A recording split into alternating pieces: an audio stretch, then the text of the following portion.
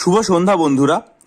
Clerkship পরীক্ষার জন্য যে সমস্ত পরীক্ষার্থীরা ডেসক্রিপটিভ বাংলা ইংরাজি স্টাডি মেটেরিয়ালের জন্য যোগাযোগ করছেন, তারা অনেকেই বারবার করে বলছেন যে রিপোর্ট রাইটিং সেটার পদ্ধতিটা কীরকম হয়, আমাকে এদেরকে একটু বলে দিলে ভালো। তা আজকে ইউটিউবের এই ভিডিওতে আসন্ন ক্লার্কশিপ বা ভবিষ্যতের WBCS পরীক্ষার জন্য কিরকমভাবে পদ্ধতি অনুসরণ করা উচিত সেটা দেখুন। একদম মাধ্যমিক স্ট্যান্ডার্ডের যে পিকে দে সরকারের হাইলাইটস গ্রামার বইটা রয়েছে সেটা অনুসরণ করে আপনাদেরকে দেখিয়ে দেবো। আমরা একদম চলে যাব 14 নম্বর অধ্যায় নিউজ পেপার রিপোর্টিং।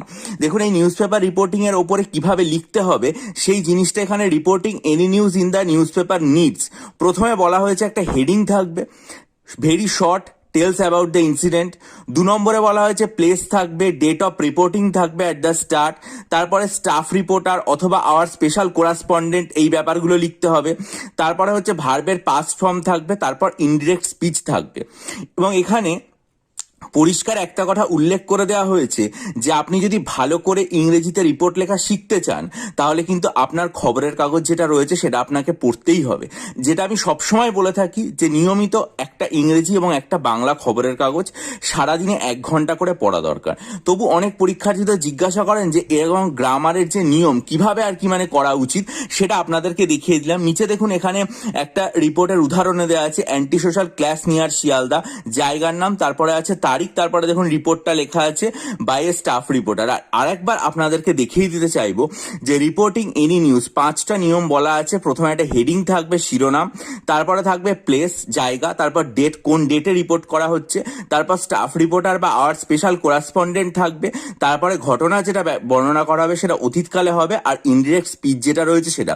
এই 5টা নিয়ম একদম পুরোপুরিভাবে আমরা যেগুলোকে ক্লাসিক্যাল বুক বলে থাকি ইংরেজির, তার একটা থেকে উদাহরণ তুলে আপনাদের সামনে দেখিয়ে দিলাম। বহু পরীক্ষার্থী তো আমার কাছে ডেসক্রিপটিভ বাংলা, ডেসক্রিপটিভ ইংরেজি স্টাডি মেটেরিয়াল নেওয়ার জন্য যোগাযোগ করেছেন এবং এখনো অনেকেই নিয়ে যাচ্ছেন। তারা অনেকে যেহেতু আমাকে জিজ্ঞাসা করেন এবং ক্লার্কশিপ পরীক্ষা যেহেতু একদম সামনে চলে এসছে, তাই আমি সিদ্ধান্ত নিয়েছি যে ক্লার্কশিপ পরীক্ষার বিভিন্ন যে বিষয়গুলো আছে সেগুলো সম্পর্কে আমি যতটা সম্ভব আলোচনা করে দেবো যাতে পরীক্ষায় সুবিধা হয়। সেইটাই অনুসরণ করে আজকে নিউজ পেপার রিপোর্টিং বা রিপোর্ট রাইটিং সেটা কিভাবে লিখতে হবে সেটা একদম অথেন্টিক একটা বই থেকে দেখিয়ে দিলাম।